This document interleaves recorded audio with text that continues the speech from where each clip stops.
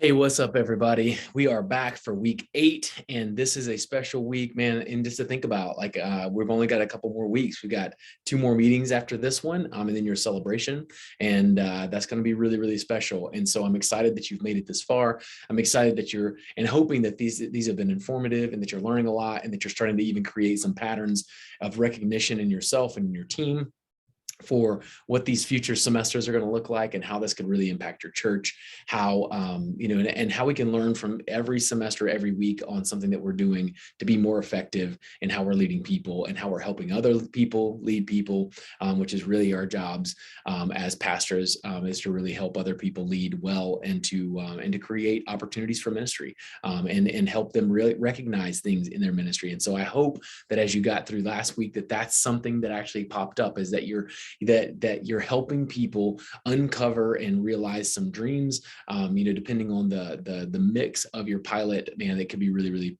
special. But in future semesters, as you're working with all volunteers and lay leaders in your church, and people that have been coming, it's going to be really, really cool to see those things happen. And so let's jump in this week. I'm going to go ahead and shrink over here in the corner a little bit, and then we'll jump in. Make sure that you're capturing what can we celebrate from this week. Did anybody have a really special interaction? Did you hear some story that you want to make note of? And then obviously, what do we want to replicate, for future semesters? So put down your learnings in there. Make sure you're pausing and kind of putting that down. And then also, as always, what happened that you don't want to happen again. We want to make sure that we're capturing those things, so that we can kind of make some adjustments. Maybe it was where you met, maybe it was how the discussion went, maybe you tried something in there that it just didn't go as well as you wanted it to. But we want to make sure that we're capturing those things, so that we can learn from our mistakes, and learn from the things that we're doing well. And so as we get into this week, this is a week on how does God view money. And now this week is different. I hope that you're prepared this week, whether you have one group or whether you have 10 pilot groups going at the same time. We want to gather together all together, and we want to have a little bit more of a traditional look at what groups may look like that you've done in the past, where you have a teacher come in, talk about it, and then you're going to break into your groups. And the reason for that is a couple things. One, there's some really great volunteers in your church. There's some really great leaders in your church that may have a wacky view of money. They may have some things that have been hangups that have been going on within their life that have caused them to have some trip ups when it looks to how they're viewing money, as it's been created by them, versus being stewards of those resources, and that all these resources that we have are God's provision. And so as we're doing that, we want to make sure that you have a pastor on staff that can give a great biblical view of money. And there's actually, on the free resources page, that is available for you. You can see that talk, but you also have all of the speaker notes. So if your pastor is like, man, I've got to create this, it's like, no. He could use a message that he's used in the past. He could use the message that's been outlined on our free resources page. But the biggest thing, and the thing that makes this different, is that you get the opportunity to have that message given to the group. And this is a great dry run. So why miss the opportunity to kind of have a test run of what it looks like to give this in a group, and then have people break up and discuss it. But in the future, you get the benefit of, he gets to give that message, and people just don't go home and go to lunch and maybe forget about what was said there and think about it maybe later in the week. They get right there in the moment, while it's still fresh, while it's still on the mind. They get to break up and talk about it with other people, and get facilitated questions asked, so that we can start to find out what is it that they're hung up on, what are things that have gone on that might be obstacles or hurdles. And then, even more importantly, as they ask you those questions, you get to redirect those questions to the group, and stories of how God has met them get to be shared. And so we're going to talk a lot about that here in the next few minutes, but I want to make sure I'm not stealing all the thunder. If you look at this, I don't know, I just noticed that John is wearing the exact same shirt, or a very similar shirt than I am. And so we don't want to have a who wore it better in this moment, because I don't want you to tell me that John is wearing this shirt better than I am wearing this shirt. But that's an old video, so I have to, and this is not an old shirt. So maybe old fashions are just coming new again. I don't know. But I just noticed that, and that's kind of funny. So let's jump in and listen to what John has to say, and don't be distracted by us wearing the same outfit.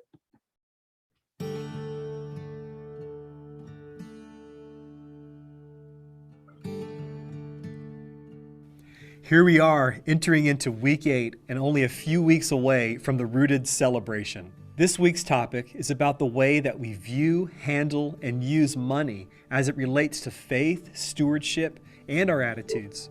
Amazing discussions are going to unfold as you review this week's topic. The goal is to explore God's perspective on money and to challenge your current views and philosophies of money.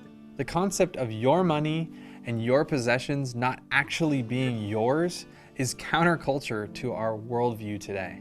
For some, it will be a real shift to realize that it's actually all God's, and we're simply meant to be managers and good stewards of it.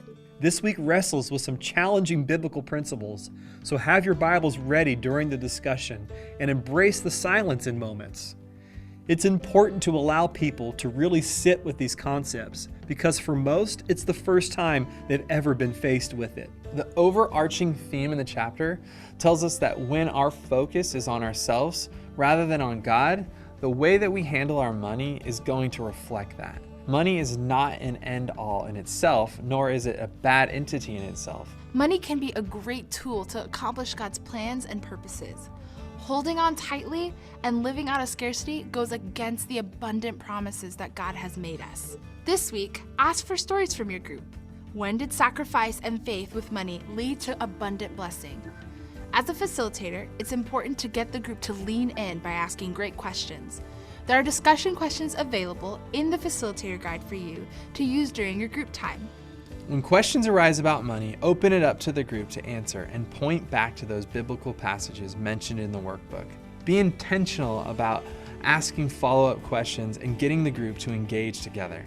Remember that for this week, all Rooted groups meet together about an hour prior to the individual discussions. This will shorten your group discussions greatly, so plan accordingly.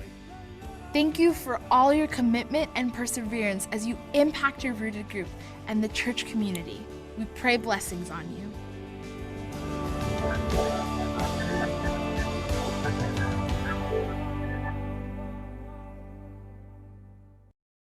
All right.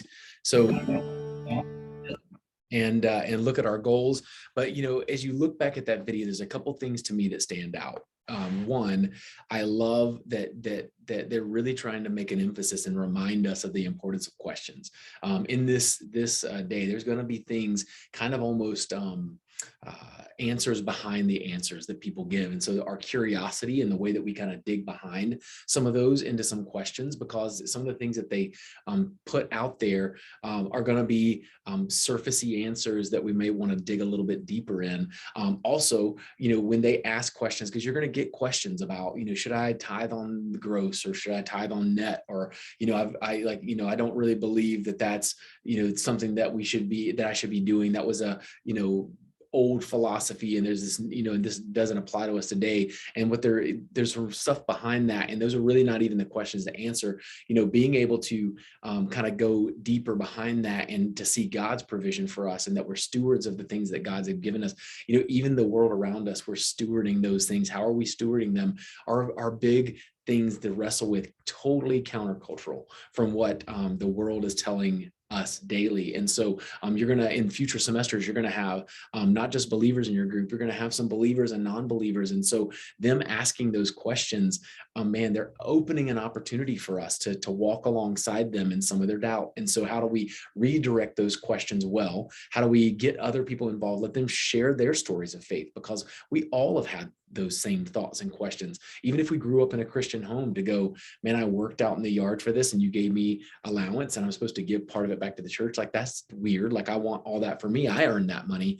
And so, we start with kind of a leveling that we've all been in their questions. And then how do we lead them forward? Because the freedom that can come, if you can find some freedom in how they're holding on to money tightly, is a big deal. And so it hits home for all of us. And so we want to make sure that we're relating with them and that we're leading them well in this. So we want people this week to gain great perspective on God's provision. We want to make sure that we answer the questions, how do we live a God-honoring lifestyle and manage his resources? We want to make sure that we're asking questions that help the group determine what sacrificial generosity and stewardship really look like. And so your pastor is going to give a great, beautiful picture of that. And so we get to kind of carry the football across the goal line as we go into this week. week.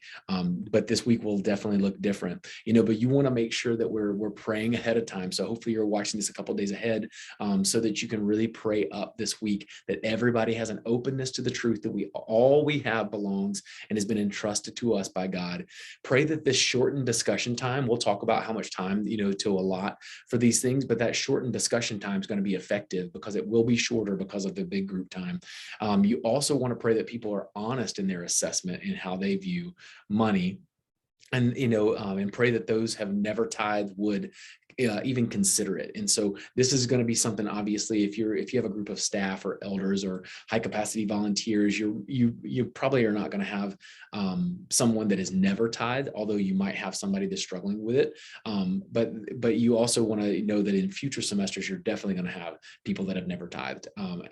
But we do see beautiful things enrooted because of these discussions and because of this week, that people give for the first time in a pretty high regularity, and that people give and more generously because of this time together. And so we want to make sure that we really pray over it, and that people that need help with finances really take a step. And so that money comes with a ton of guilt and defensiveness. And so we're going to pray that we break those things down in a beautiful way this week. And so our flow, you're going to have 20 to up to 30 minutes, even up to 40 minutes sometimes, for your pastor to give the large group message, for people to be able to come in, hear the message, but then they're going to be breaking off into their groups. And so if you have more than one pilot group, just make sure that you know that you're going to have time for them to get to a place where they can discuss in private. So they might be in one room that has enough room for everybody, and then you're going to break off into other rooms or into a private area so that they can discuss, in lobbies, things like that. You also want to make sure that you have 10 minutes of discussion questions, and you see that says 0 minutes for discussion. That's supposed to be a 30 right there. And so you're going to have 30 minutes for discussion time. And so that's a little bit less than you normally would have. And so that might cut into prayer request time. If things are going long, you may say, hey, let's hang afterwards, but make sure you're closing and reminding people about sharing their story of faith, because they're really going to dive into how to do that well next week. And so you just want to have them praying over that. But 30 minutes for discussion time, that 20 to 30, maybe even 40 minutes for large group gathering time in this week is going to just look a little different. So I want to make sure that you know that going into it. Also, your weekly checklist, you're preparing future group leaders to lead discussions. And so I put some double asterisks on that. That's going to be especially true in future semesters. I think that it should probably be true even in your pilot, but these first two are going to be kind of asterisks for future semesters. Consider inviting them to your facilitator training. So if you're having somebody lead parts of the group, share this video with them. And in future semesters, you're going to be bringing them along to your facilitator trainings because you want to invite people along the leadership journey, giving them an opportunity to lead along the way. Prepare to tell your story of stewardship and how your view of money, even began, and how do you begin the conversation with sharing your experiences. We should all have some sort of story with it. Even last night, my wife and I were looking at a bill, credit card bill that we were paying off this month, and it's just bigger this month than normal, and we're seeing our funds shrink, and it brings up all this tension in us. My wife used the words like fear and being upset, and then which also wrestles up insecurities in me that I'm not providing well enough, that I'm those things. And so if I can share those things and what's real time, and then where did my journey with giving and stewardship even begin, that gives an opportunity for us to really join in together and to connect with one another, and to show them that nobody has it completely right, and that especially in the church, there's some tension around that, right? Around the funds that we have, how we're stewarding that well, and so it needs to be a safe place that they can share that, because they may not be, they may have lots of debt, they may not be stewarding their money well, and so that's a big deal. And what's the biblical look into that, and then how do we move them towards some help if they need it, some counseling, some Dave Ramsey type things, anything when it comes to how to steward money well. And then remind everyone of the time and date of the celebration. So that's coming up in just a few weeks. And so are you going to do an extended night that last night and have, like, if you're one group, maybe you do your discussion time and then you have dinner afterwards and have a time of celebration, or maybe you have a totally separate night, which I would definitely recommend. If you meet during the week, maybe you meet on Sunday night the following week or Friday night or something like that, just to do a hangout and dinner time. But we'll talk a lot more about the celebration in coming weeks. But all these things will make for a great week. I'm really praying that freedom is found. This is just as much, this can be a stronghold for people, their finances and how they've shut God out to control and how they have this control issue. This can be tied even to their strongholds from a few weeks back. So that idea of the rhythm of repentance can be a really big one this week. I know that there are things in my life for money that have been trip ups to my connection with God and to my connection with my wife. And so some ways that we can really learn and grow and find freedom together, and that you can help facilitate freedom for your group. And so I'm praying for that for you. And we will see you next week, same time, same place. Have a great week.